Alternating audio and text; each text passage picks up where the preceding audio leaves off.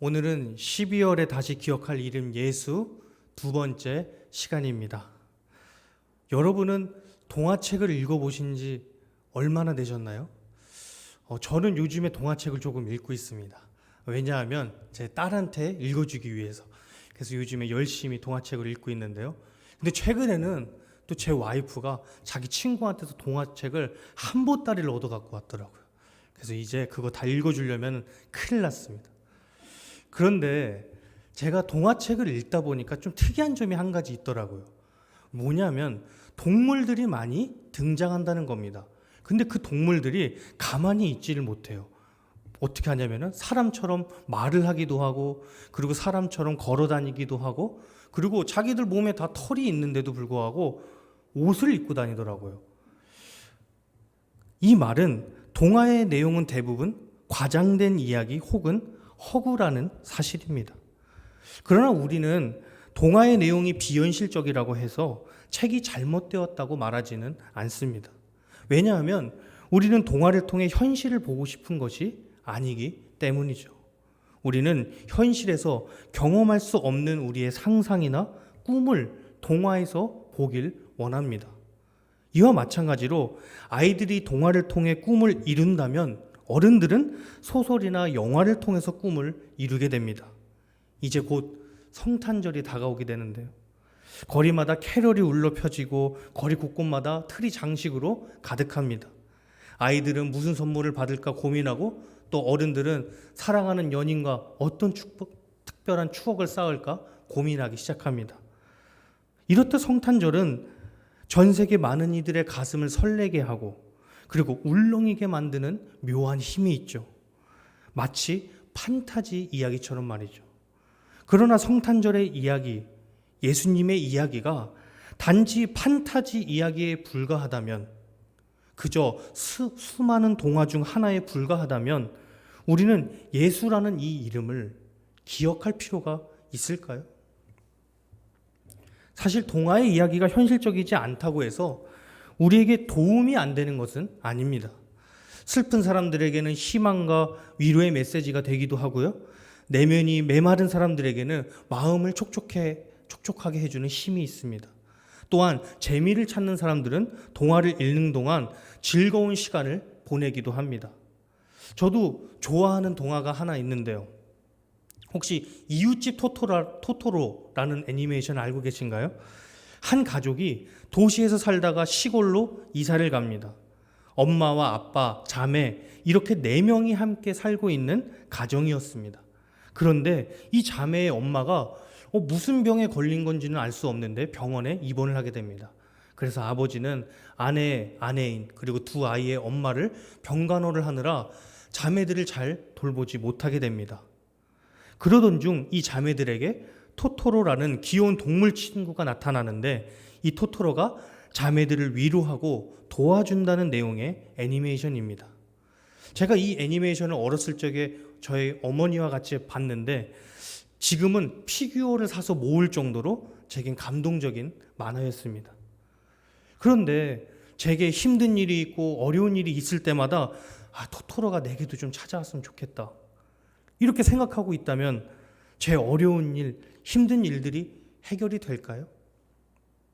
잠시 제게 감동과 위로를 줄 수는 있어도 그 이야기가 현실이 아니라는 것을 알고 있기 때문에 상실감만 더욱 커질 겁니다. 그러나 오늘 우리는 한편의 동화 같은 이야기를 마주하게 됩니다. 바로 예수 그리스도라는 이야기입니다. 그 이야기의 처음은 이렇게 시작합니다. 마태복음 1장 1절입니다. 아브라함과 다윗의 자손 예수 그리스도의 계보라. 우리가 동화의 특징을 한 가지 더 생각을 해보면 대부분 옛날 옛적에 아주 먼 옛날에로 시작한다는 겁니다. 그 시작을 알 수 없다는 것이죠. 사실이 아니기 때문에 옛날 옛적에라고 표현을 할 수밖에 없습니다. 그러나 오늘 마태복음의 시작은 아주 먼 옛날에 대신 예수님이 역사적 사실임을 밝히면서 시작합니다. 예수님의 이야기는 동화가 아니기 때문이죠. 예수님이야말로 이야기의 주인공임과 동시에 실존했던 역사적 인물이라는 것을 오늘 본문은 말하고 있습니다. 이 사실이 중요한 이유는 예수 그리스도의 이야기가 단순한 교훈을 주는, 잠깐의 감동을 주는 이야기가 아니라는 겁니다. 여러분, 충고는 우리가 앞으로 어떻게 해야 할지를 알려줍니다. 그러나 소식은 이미 일어난 일을 주변에 알리는 것이죠. 충고는 우리에게 이건 이렇게 하고 저건 저렇게 하라고 지시를 합니다. 그러나 소식은 이미 일어난 일을 받아들이고 그에 맞는 행동을 하라고 합니다. 그렇다면 예수 그리스도의 이야기는 충고일까요? 소식일까요? 우리는 예수 그리스도께서 우리에게 오심을 기쁜 소식이라고 부르죠. 소식인 겁니다. 소식을 전하는 사람, 사자를 뜻하는 헬라어 단어 앙겔로스는 천사라는 뜻도 있습니다. 천사는 누가복음 2장 10절에서 이렇게 말합니다.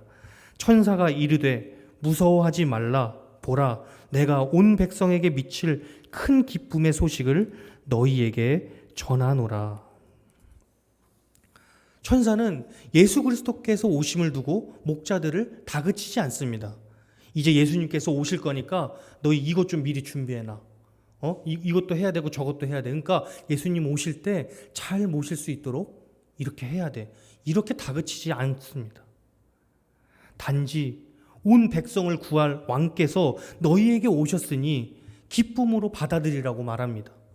이것이 바로 예수 그리스도께서 우리에게 오셨다는 소식인 겁니다. 이미 모든 일은 이루어졌고 우리는 받아들이기만 하면 되는 것이죠. 목자들에게만 소식이 전해진 것은 아니었습니다. 세례 요한의 아버지 사가랴는 평소와 같이 제사장의 임무를 수행하고 있었습니다. 특별한 날도 아니었고 평범한 일상 그 자체였습니다. 그런데 갑자기 천사가 그에게 나타납니다. 천사는 이번에도 사가랴를 향해 무엇을 요구하거나 충고하지 않습니다. 단지 그에게 소식을 전합니다. 불임이었던 사가랴의 아내가 아이를 갖게 될 것인데 그 아이는 이 땅에 오실 메시아를 알리는 선지자가 될 것이라는 소식이었습니다. 그 아이가 바로 세례 요한이었죠. 마리아의 경우는 어떨까요? 결혼을 앞둔 처녀인 마리아 앞에 천사장 가브리엘이 나타납니다. 그리고 마리아에게 이렇게 말합니다. 누가복음 1장 31절입니다. 보라, 내가 잉타하여 아들을 낳으리니 그 이름을 예수라 하라. 마리아에게도 두렵고 떨리지만 기쁜 소식이 전해집니다. 내가 아들을 낳을 것인데 그가 바로 예수 그리스도이시다. 여러분, 예수 그리스도의 이야기는 기쁜 소식입니다. 많은 이들이 성경을 통해서 어떤 도덕적 교훈을 얻으려고 하지만 예수 그리스도의 이야기에 교훈이란 없습니다. 우리에게 교훈으로 제시된 것이 아니기 때문이죠. 복음서는 저와 여러분이 해야 할 일이 아니라 하나님께서 하신 일을 말하고 있습니다. 하나님께서 우리의 죄를 감당할 일을 보내셨습니다. 그런데 그는 하나님의 하나밖에 없는 독생자이신 예수 그리스도라는 사실입니다. 그렇게 하나님의 아들 예수 그리스도가 이 땅에 태어난 그 이야기는 실제했었고 우리에게 기쁜 소식이며 선포라는 사실입니다. 저와 여러분을 구원하시기 위해서 이 땅에 예수 그리스도께서 오셨습니다. 기독교가 아닌 다른 많은 종교들에서는 지켜야 할 것, 수행해야 할 것에 대해서 많은 이야기를 합니다. 열심히 노력하고 열심히 수행해야 한다는 것이죠. 하지만 우리가 믿는 기독교의 복음은 그렇지 않습니다. 우리에게 무엇을 행하라고 하지 않습니다. 오히려 우리가 할 수 없기 때문에 예수 그리스도께서 이 땅에 오셨다고 말하고 있는 것이죠. 물론 예수 그리스도로 인해서 우리의 삶이 변화되고 영향을 받지만 이것이 우리를 구원하지는 않습니다. 예수 그리스도께서 우리에게 오셨다는 그 기쁜 소식을, 이 이야기를 믿는 믿음이 우리를 구원한다는 사실입니다. 그렇다면 우리에게 오신 예수님의 모습은 어떨까요? 제가 신도중앙교회에서 교육자를 뽑는다는 공고를 보고 이력서를 넣었습니다. 이력서에는 저에 대한 신상, 이력, 그리고 걸어온 길이 어떤지 모두 다 상세하게 기록이 되어 있죠. 이력서만 보면 제가 어떤 사람인지, 어떤 길을 걸어왔는지 한눈에 파악할 수 있습니다. 지금은 이력서라는 것을 통해서 어떤 한 사람의 신상을 알 수 있지만 이 마태가 살았던 이 당시는 족보를 통해 그 사람이 어떤 사람인지 가늠해 볼 수 있었습니다. 그렇게 마태복음 1장 3절, 5절, 6절은 족보이면서 동시에 예수님에 대한 이력서가 되는 겁니다. 예수님의 지방과 혈통, 가문을 봄으로써 그가 어떤 사람인지를 파악하는 것이죠. 그러니 그 당시 사람들에게 족보란 자신의 뿌리를 파악해보는 단순한 수단을 넘어서서 자신의 능력과 스펙을 드러내는 중요한 방식이었습니다. 족보의 내용이 곧 자기 자신임을 의미한 것이죠. 이것은 역대기 말씀을 통해서도 살펴볼 수 있는데요. 역대상의 독자들은 바벨론 포로기가 끝난 이후의 세대들이었습니다. 긴 포로 생활도 끝나고 세대가 많이 흐른 유대인 자손들은 자신들이 어떤 민족인지를 몰랐습니다. 자신들이 어떤 정체성을 가지고 살아야 할지 전혀 몰랐던 것이죠. 이때 역대기의 저자는 족보를 사용하여 그들이 어떤 민족의 후손이었는지를 알려줍니다. 역대상은 아담과 아브라함, 야곱에 이르는 족보와 다윗의 왕조에 이르기까지 그들이 얼마나 위대한 민족의 후손이었는지를 깨닫게 해줍니다. 그들은 자신의 족보를 보면서 이제 깨닫게 되는 것이죠. 아, 내가 이토록 위대한 조상들의 후손이었구나. 한마디로 자긍심을 갖고 살아갈 수 있게 되어진 겁니다. 그런데 족보라고 한다면 방금 역대기의 저자가 사용한 것처럼 보통 좋은 점만을 골라서 쓰고 싶을 겁니다. 그래야 자신이 얼마나 똑똑하고 자신이 얼마나 위대한 사람인지를 어필할 수 있기 때문이죠. 그러나 마태는 지금 정반대로 하고 있습니다. 본문 3절, 5절에서 6절을 한번 살펴보겠습니다.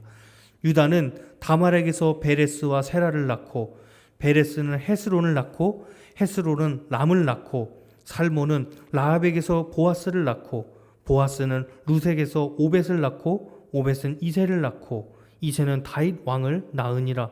다윗은 우리아의 아내에게서 솔로몬을 낳고. 최소 이 족보는 평범하다 못해 충격적이기까지 합니다.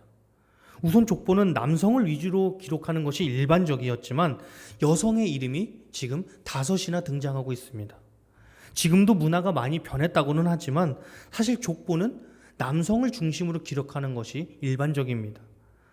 그런데 고대 문화에서 여성의 이름을 족보에서 본다는 것은 그것도 한 명도 아니라 5의, 여럿의 여성의 이름을 본다는 것은 정말 말도 안 되는 일이었던 것이죠. 거기에 오늘 말씀에 등장하는 여인들을 살펴보면 대부분이 이방인이라는 것을 알 수 있습니다. 다말과 라합은 가나안 사람이었고 룻은 모압 사람입니다.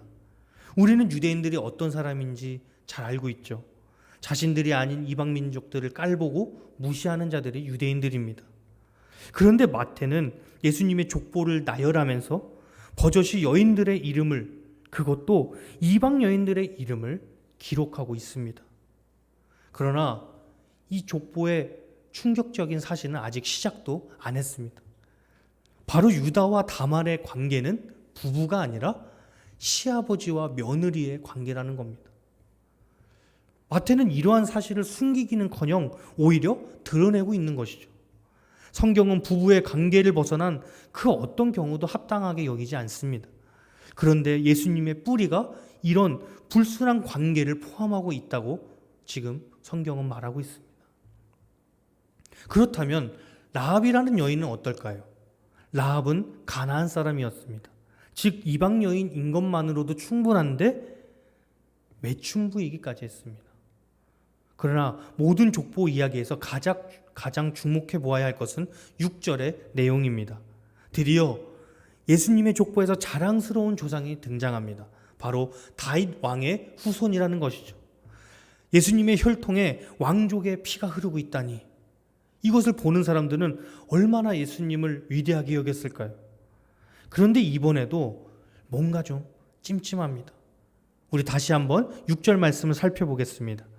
이새는 다윗 왕을 낳으니라. 다윗은 우리아의 아내에게서 솔로몬을 낳고. 왕조의 후손이라는 것만 강조하면 되는데 굳이 안 해도 될 말이 하나 들어있죠. 다윗은 우리아의 아내에게서 솔로몬을 낳고, 지금까지 여인들의 이름을 잘 기록했었는데 여기서는 여인의 이름은 말하지 않고 굳이 우리아의 아내라고 말합니다. 다윗 이야기를 아시는 분들은 이 여인의 이름이 누구인지 아실 겁니다. 그녀의 이름은 밧세바이죠.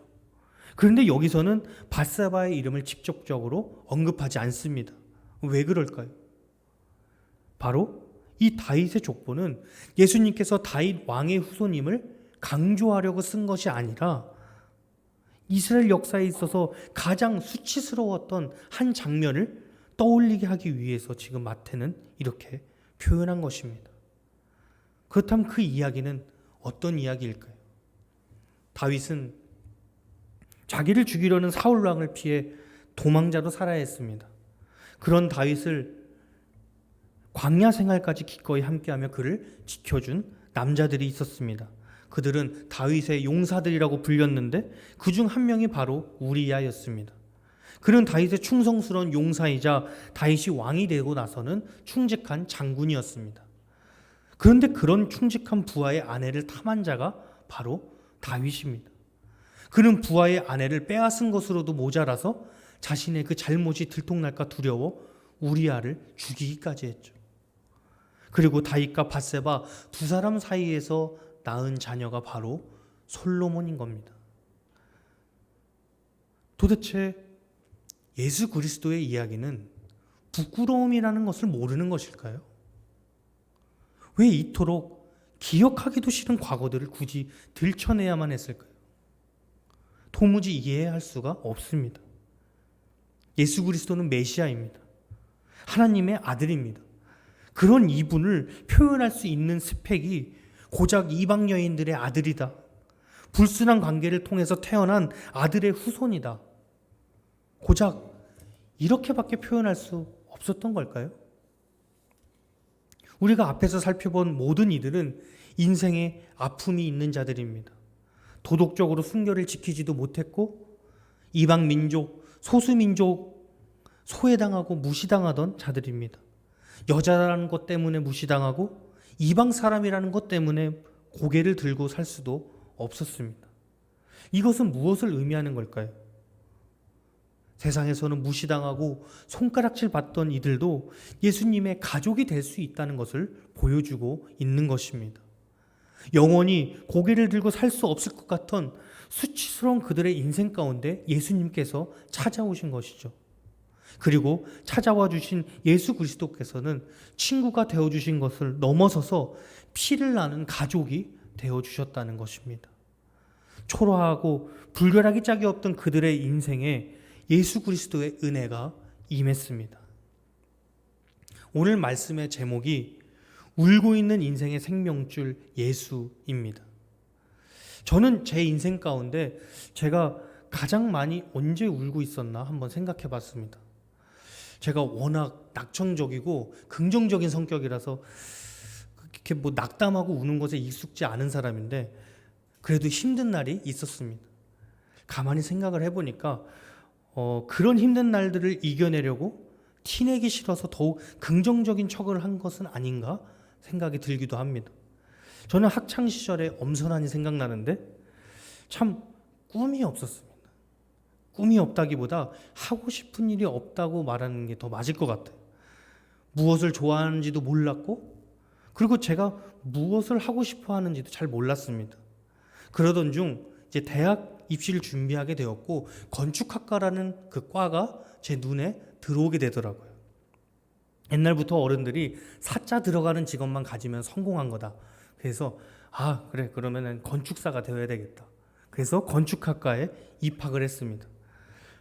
그런데 막상 들어가고 나서도 학교 생활에 만족을 하지 못했어요.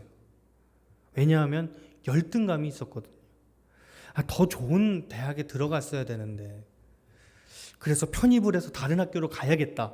또 이렇게 결심을 하고 편입을 준비해 보기도 하고 결국에는 건축사가 되는 것보다는 그 행정학과로 가서 공무원이 되는 게 안정적으로 공무원이 되는 삶이 더 좋겠다. 그렇게 생각을 하고 행정학과로 과를 옮기기도 했습니다. 한 1년 정도 많은 방황을 했던 것 같아요. 그런데 사실 이런 방황을 한 데에는 한 가지 배경이 있었습니다. 저희 아버지도 목회자이셨는데 늦게 목회를 시작하셨습니다. 여러분들이 모두 아실 만한 그런 회사를 다니시는 그냥 평범한 직장인이셨습니다. 그러다가 이제 늦게 신학을 시작하게 되신 것이죠.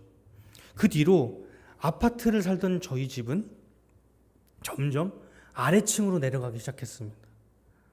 5층짜리 아파트였는데 저희가 5층 최고 위층에 살았는데 저희 집이 이제 낡은 빌라의 가장 낮은 층인 반지하 생활을 시작하게 된 것이죠. 저야 뭐 초등학생인 어린 나이였기 때문에 뭐 어려운지 모르고 잘 살았죠.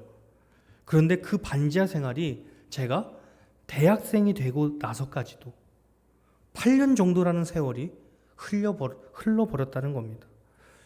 참 힘들더라고요. 여러분, 반지하에서 산다고 해서 무조건 안 좋은 것은 아닙니다. 오해하지 않으셨으면 좋겠어요. 요즘에 TV 프로그램을 보면은 그 뭐 TV 프로그램에서 이제 여러 집들을 소개해 주는 프로그램이 있는데 거기 보면 반지하도 요즘에는 진짜 깔끔하고 너무 좋은 집들이 많이 있더라고요. 하지만 제가 살던 빌라의 반지하는 그렇지 못했던 것이죠.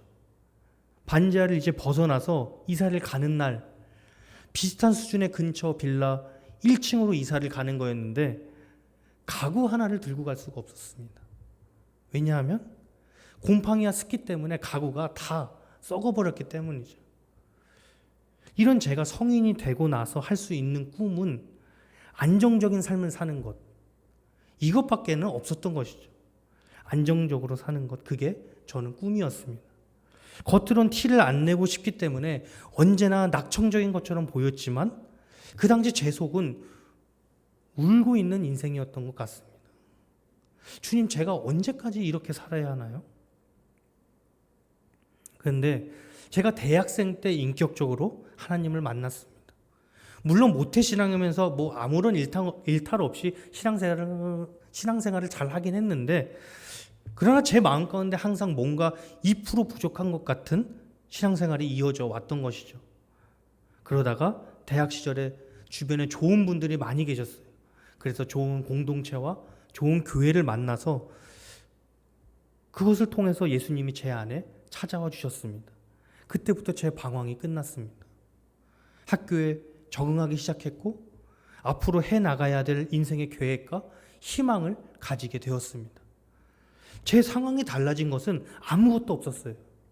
가벼운 이삿짐을 가지고 올라온 1층 빌라집은 여전히 작고 축축한 초라한 집이었고 제가 대학생으로서 가족의 형편을 위해 할 수 있는 것은 아무것도 없었습니다.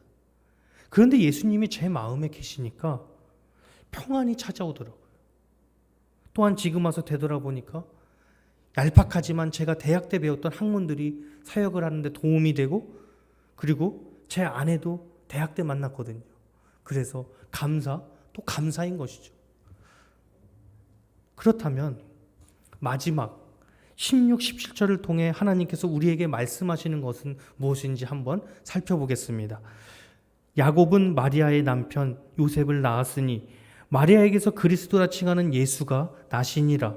그런즉 모든 대수가 아브라함부터 다윗까지 14대요 다윗부터 바벨론으로 사로잡혀 갈 때까지 14대요 바벨론으로 사로잡혀 간 후부터 그리스도까지 14대더라. 여러분, 이 말씀에서 기억하실 것은 안식입니다. 안식.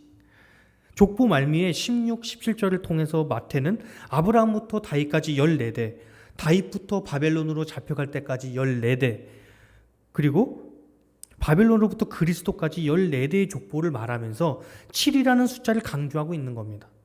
7이라는 숫자가 성경에서 어떤 의미인가요? 완전수이고 하나님께서는 창조하시고 7번째 날에 안식하셨습니다. 안식이란 말 그대로 쉰다는 의미입니다. 여러분, 예수 그리스도께서 우리에게 오시면 우리는 안식할 수 있습니다. 아니, 우리에게 진정한 안식은 오직 예수 그리스도밖에 없습니다. 누가복음 4장을 보면 이 땅에 오신 예수님께서 공생의 기간 중 어느 안식일에 나사렛에 있는 회당에 들어가십니다. 그리고 이사야 61장 1절에서 2절의 말씀을 선포하십니다. 제가 한번 읽어보겠습니다. 주님의 영이 내게 내리셨다. 주님께서 내게 기름을 부으셔서 가난한 사람에게 기쁜 소식을 전하게 하셨다. 주님께서 나를 보내셔서 포로된 사람들에게 해방을 선포하고 눈먼 사람들에게 눈뜸을 선포하고 억눌린 사람들을 풀어주고 주님의 은혜의 해를 선포하게 하셨다. 사랑하는 성도 여러분, 오늘 예수 그리스도께서 여기 계신 온라인으로 보고 계시는 모든 한 사람 한 사람 마음 가운데 찾아오셨습니다. 그분의 이야기는 동화도 아니고 소설도 아닙니다. 살아계신 예수 그리스도의 이야기입니다. 세상에서 성탄절은 막연한 설렘과 이유모를 행복감에 그런 감정에 휩싸이는 축제와 같은 한 날에 불과하죠. 그들에게 성탄절의 의미는 이 이상도 이 이하도 아닙니다. 그저 가까운 사람들과 함께 술을 마시며 친목을 나누는 기회일 뿐입니다. 반면에 이와는 반대로 생각하는 사람들이 있습니다. 바로 저와 여러분들이죠. 우리에게 성탄절의 의미는, 예수 그리스도의 이야기는 단순한 동화에 불과하지 않기 때문입니다. 오늘 이 시간 울고 있는 우리 인생 가운데 찾아오신 예수 그리스도의 이야기가 저와 여러분에겐 기쁜 소식이 되길, 그리고 그 안에서 평안을 누리는 저와 여러분이 되기를 간절히 기원합니다. 기도하겠습니다. 예수 그리스도께서 우리에게 오심을 선포하여 주신 하나님, 오늘 하나님 아버지의 아들 독생자 예수 그리스도를 우리에게 보내주심을 감사드립니다. 슬픈 자에게 위로가 되어주시고 울고 있는 인생들의 눈물을 닦아주시는 주님, 오늘 우리 인생 가운데에도 찾아오셔서 우리의 지치고 힘든 인생에 평안을 허락하여 주시옵소서. 어떤 이들은 주님의 이야기를 한편의 동화와 같이 한순간 감동으로 느끼고 끝나지만 우리에게 예수 그리스도의 이야기는 지금도 살아계셔서 역사하시는 하나님의 이야기임을 고백합니다. 영원하신 예수 그리스도의 이야기에 우리도 동행하며 주님께 영광 올려드리는 우리 한 사람 한 사람이 될 수 있도록 인도하여 주시옵소서. 이 모든 말씀 우리 주 예수 그리스도의 이름으로 기도드립니다. 아멘.